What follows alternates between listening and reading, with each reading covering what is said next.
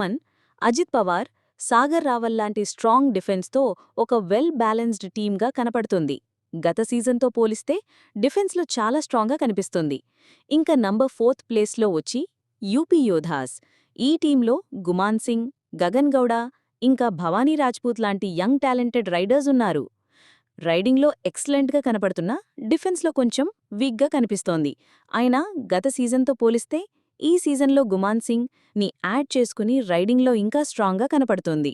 ఇంకా ఈ లిస్ట్లో 3rd ప్లేస్లో ఉన్న టీం వచ్చేసి హర్యానా స్టీలర్స్. ఈ టీం రైడింగ్లో నవీన్ కుమార్ ఎక్స్ప్రెస్ యాడ్ అవటంతో వినయ్, శివం పటారే లాంటి రైడర్స్తో రైడింగ్లో చాలా స్ట్రాంగ్గా కనపడుతోంది. గత సీజన్తో పోలిస్తే ఈ సీజన్ ఇంకా చాలా స్ట్రాంగ్గా కనపడుతోంది. కాకపోతే గత సీజన్లో ట్రోఫీ సాధించడంలో కీలక పాత్ర పోషించిన మహమ్మద్ రిజా మాత్రం లేడు. రిమైనింగ్ టీం మొత్తం అలాగే